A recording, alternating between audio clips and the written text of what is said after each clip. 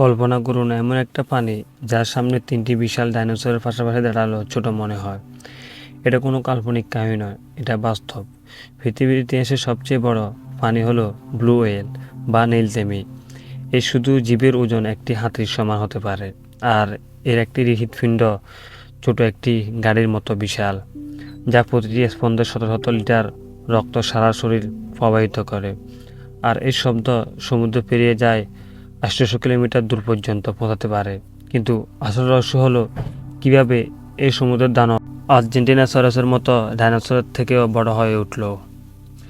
লক্ষ লক্ষ বছর আগে নীলতিমির পূর্বপুরুষ ছিল না কোনো বিশাল পানি, তারা ছিল ছোট আকারের স্থলচর স্তন্যপায়ী।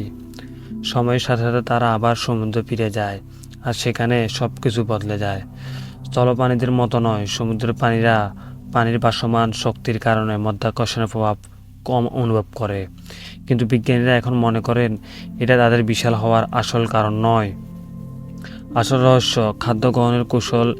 এই বিশালতার আসল রহস্য লুকিয়ে আছে এক বিশেষ পদ্ধতিতে, যাকে বলা হয় ফিল্টার ফিডিং। নীলতিমি বড় শিকার ধরে না, তারা খায় ছোট ছোট চিংড়ির মতো পানি, যাকে বলা হয় ক্রিল। শুনতে অবিশ্বাস্য লাগছে, তাই না?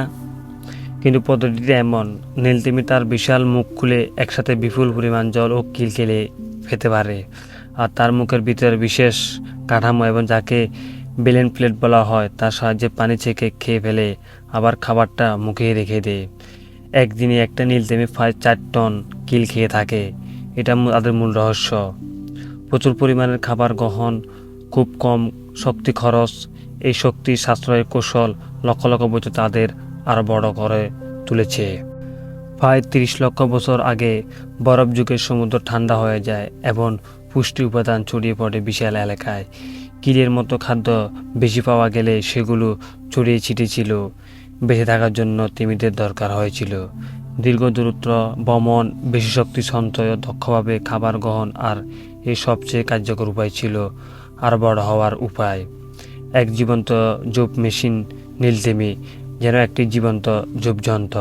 ওজন প্রায় 200 টন পর্যন্ত, দীর্ঘ প্রায় 30 মিটার ও হৃৎস্পন্দন প্রতিটি মিনিটে মাত্র 5-6 বার। প্রতি স্পন্দন রক্ত প্রবাহ হয় প্রায় 500 লিটার। এমনকি এর ধমনীগুলো এতই বড় যে একজন মানুষ হামাগুড়ি দিয়ে এর ভিতরে চলে যেতে পারে। কিন্তু এখন তাদের সামনে নতুন বিপদ: জলবায়ু পরিবর্তন, সমুদ্র দূষণ, প্লাস্টিক বর্জ্য, জাহাজের শব্দ দূষণ, মানুষ তৈরির শব্দ। তাদের শক্তিশালী ডাকও অনেক সময় চাপা পড়ে যায়। শেষ কথা, নীলতিমি শুধু পৃথিবীর সবচেয়ে বড় প্রাণী নয়, এটি এক প্রকৃতি, একটি শক্তি।